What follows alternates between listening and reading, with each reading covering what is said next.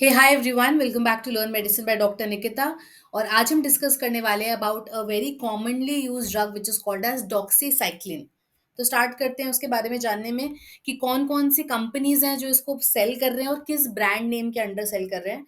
आपको बस इतना देखना है कि उसके अंदर ये जो कंपाउंड का नाम क्या लिखा है। अगर डॉक्सीसाइक्लिन लिखा है, कोई भी ब्रांड उसको अलग अलग नाम से सेल कर रहा हो, लेकिन आपको कंपाउंड के बारे में नॉलेज होनी चाहिए।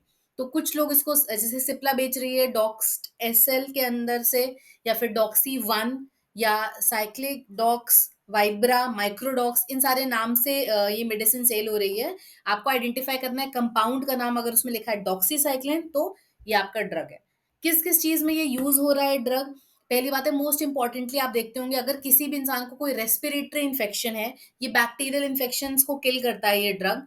तो अगर किसी को सांस के इश्यूज हैं, उससे रिलेटेड कोई इन्फेक्शन हुआ है, यूरिन में इन्फेक्शन हुआ है, या फिर स्किन इन्फेक्शन जिसको हम एक्ने वल्गैरिस भी कहते हैं, बहुत ज्यादा स्किन पे दाने हो रहे हैं, यूरिन में इन्फेक्शन हो गया है जिसमें हम बोलते हैं कि बैक्टीरियल कल्चर हाई आया है बैक्टीरियाज का। तो एनी काइंड ऑफ बैक्टीरिया, अगर वो रेस्पिरेटरी ट्रैक मतलब सांस लेने में दिक्कत कर रहा है, वहां पे इन्फेक्शन कर दिया उसने, यूरिनरी ट्रैक में इन्फेक्शन कर दिया है, स्किन के ऊपर एक्ने हो गया है जो कि बैक्टीरियल ग्रोथ से होता है, तो इन सारे केसेस में डॉक्सीसाइक्लिन बहुत ही कॉमनली यूज होती है।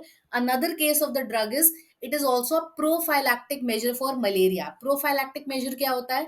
कोई भी बीमारी होने से पहले आप एक तरह से एक ऐसा मेजर ले रहे हैं कि हाँ, वो बीमारी से बचाने के लिए आप पहले से ही मेडिसिन ले लेते हो, कि ऐसे एरियाज में जहाँ पे मलेरिया होने के चांसेस बहुत ज्यादा हैं, उन एरियाज में लोगों को एज अ प्रोफाइलैक्टिक मेजर भी डॉक्सीसाइक्लिन की मेडिसिन दी जाती है।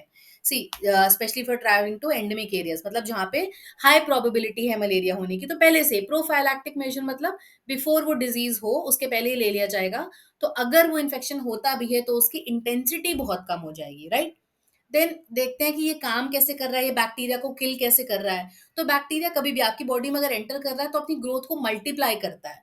इस मेडिसिन का काम क्या है? ये एंटी बैक्टीरियल ड्रग है, ठीक है। बैक्टीरिया को ये किल करती है। तो जब ये आप इसको कंज्यूम करते हो तो ये बैक्टीरिया की प्रोटीन की सिंथेसिस को रोक रही है। हमने सबने पढ़ा है कि हमारे जो बैक्टीरिया है हमारी बॉडी में भी, हमारे पास क्या प्रेजेंट होता है? राइबोसोमल सब यूनिट्स, जिनका अल्टीमेटली काम होता है प्रोटीन की सिंथेसिस करना। अगर आपको याद होगा तो ऐसे कुछ डायग्राम बनाते थे हम लोग, लार्जर सब यूनिट, स्मॉलर सब यूनिट, है ना। तो ये क्या कर रहा है? बैक्टीरिया की जो 30s सब यूनिट है, जो स्मॉलर सब यूनिट है, इससे बाइंड कर रहा है। ये दिख रहा है आपको? इससे बाइंड करके प्रोटीन की सिंथेसिस को रोकता है। अगर आपको डिटेल में जानना है कि ये सिंथेसिस हो कैसे रही है, तो मैंने बहुत सारे वीडियोस इस पे स्पेसिफिकली बनाए हैं टेट्रासाइक्लिन्स पे। आप एक बार वो जाके चेक करिएगा। कीमोथेरेपी फार्माकोलॉजी वीडियोस की कैटेगरी में इसका डिटेल्ड वीडियो है, मैकेनिज्म ऑफ एक्शन पे। तो वो उसके लिए मैं अलग से वीडियो ऑलरेडी मेरा है, मैं लिंक में मेंशन कर दूंगी। तो ये बेसिकली कर क्या रहा है? अमीनो एसिड टी आरएनए को एमआरएनए कॉम्प्लेक्स से जोड़ने में रोक रहा है, जिसकी वजह से फाइनली बैक्टीरिया की ग्रोथ रुक जाती है। अगेन, ये पूरा प्रोसेस मैंने आपको मैकेनिज्म ऑफ एक्शन में बताया है डिटेल में, कैसे ये यहाँ से एक चेन आती है और इधर प्रोटीन का फॉर्मेशन, ये जो ए है ये है हमारा अमीनो एसिड। तो अमीनो एसिड की चेन इलोंगेट होती रहती है। तो ये इस कॉम्प्लेक्स को ही इनहिबिट कर देगा, तो ऑब्वियसली प्रोटीन की सिंथेसिस ही नहीं होगी, बैक्टीरिया मल्टीप्लाई नहीं होगा, और ये एंटी बैक्टीरियल ड्रग की तरह काम करेगा। अब डायरेक्टली चलते हैं कि कितनी मेडिसिन ये खानी चाहिए कि ये हमें यूजफुल हो या हमारी बॉडी में जाके एंटी बैक्टीरियल एक्शन शो करे। तो अडल्ट्स लेंगे 100 से 200 mg, डिपेंडिंग अपॉन कितनी इंटेंसिटी उनको प्रिस्क्राइब करी गई, उनको कितना इन्फेक्शन है, उस हिसाब से मेडिसिन लिखी जाती है। 100 mg ड्रग भी अवेलेबल है मार्केट में, 200 mg भी अवेलेबल है। आपके डॉक्टर के प्रिस्क्रिप्शन के हिसाब से इसको फॉलो करेंगे 1 to 2 times a day।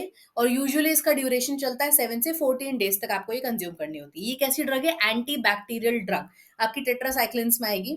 Side effect क्या होता है इसको अगर आप कंज्यूम कर रहे हैं लॉन्ग ड्यूरेशन ऑफ टाइम के लिए? हो सकता है वॉमिटिंग लगे, किसी को डायरिया हो जाए, फोटो सेंसिटिविटी हो जाए, मतलब आपको स्किन पे रैशेज होने लगे लाइट की वजह से, हिपैटोटॉक्सिसिटी हो सकती है, सीवियर डायरिया, इसोफेगल अल्सरेशन, ये सीवियर केसेस है, बहुत ही रेयर साइड इफेक्ट्स है। मोस्टली नोजिया, वॉमिटिंग ही ऐसा दिखेगा। अब चलते हैं क्लासिफिकेशन में, ये ड्रग किस कैटेगरी की ड्रग है, मतलब ये ड्रग हमारी किस कैटेगरी में फॉल करती है। तो अगर आपने सुना होगा tetracycline, so there are category, different category of antibiotic drugs, right. तो हम चलते हैं, टेट्रासाइक्लिन में सबसे फर्स्ट ड्रग है डॉक्सीसाइक्लिन, जो इन नामों से सेल करी जाती है। बाकी पेनिसिलिन एंटीबायोटिक्स हैं, सिफेलोस्पोरिन एंटीबायोटिक्स हैं, मैक्रोलाइड एंटीबायोटिक्स हैं, तो बहुत सारी वाइड वैरायटी एंटीबायोटिक्स की। हम इस समय बात कर रहे हैं डॉक्सीसाइक्लिन ड्रग की, राइट? जो कि हमारी टेट्रासाइक्लिन एंटीबायोटिक ड्रग है। ओके, नेक्स्ट हम आ जाते हैं ड्रग इंटरैक्शंस पे। तो अगर आप कोई ड्रग कंज्यूम कर रहे हो, आपको प्रिस्क्राइब करी गई है, तो ये एफिकेसी एंटासिड्स की कम कर देती है। जो एंटासिड लिया जाता है एसिडिटी बढ़ने पे, वो कम इफेक्टिव होगा अगर आपने इस ड्रग के साथ लिया है। कैल्शियम, मैग्नीशियम और आयरन सप्लीमेंट्स भी अपना फंक्शन कम करेंगे, मतलब ये सब सप्लीमेंट्स कम अब्जॉर्ब होंगे अगर आपने इस ड्रग के साथ कंज्यूम करें। हो सकता है रिस्क ऑफ ब्लीडिंग इंक्रीज हो जाए अगर आप एंटीकोगुलेंट पे हैं, इसीलिए कभी भी कॉम्बिनेशन थेरेपी लेने से पहले you must always ask your doctor. अगर आप पहले ऑलरेडी किसी थेरेपी पे हैं और आप डॉक्सीसाइक्लिन शुरू कर रहे हो, तो आपको एक बार डॉक्टर से ज़रूर से पूछ लेना चाहिए। Okay, this is all. Lastly हम बात कर लेते हैं जल्दी से क्विकली इंजेक्शंस के बारे में, कि ये इंजेक्शन के फॉर्म में भी अवेलेबल है। डॉक्सी 100 के नाम से अवेलेबल है ये इंजेक्शन। तो जो लोग मेडिसिन कंज्यूम नहीं कर रहे हैं, या थोड़ी सीवियरिटी है, जैसे कि एसटीडीज में भी, या फिर यूटीआई भी, या फिर रेस्पिरेटरी इन्फेक्शन अगर सीवियर हो गए हैं, है ना, तो उनको इंजेक्शन दिया जाता है। आईवी सस्पेंशन अवेलेबल है इसका, 100 mg ऑफ डॉक्सीसाइक्लिन, डॉक्सी 100 के नाम से अवेलेबल, डॉक्सी 100। ठीक है, ये इसके यूजेस हैं जो अभी मैंने डिस्कस किए थे। ओरल मेडिकेशन भी है इसके, आईवी ड्रग भी है, और कुछ मिनिमल इसके साइड इफेक्ट्स हैं। तो आई होप सो आपने आज ओवरव्यू कवर करा हो डॉक्सीसाइक्लिन का। डिटेल में अगर आपको इसके बारे में जानना है, इसका मैकेनिज्म ऑफ एक्शन क्या है, ये कैसे काम करती है, तो उस वीडियो का लिंक मैं डिस्क्रिप्शन में ड्रॉप कर दूंगी।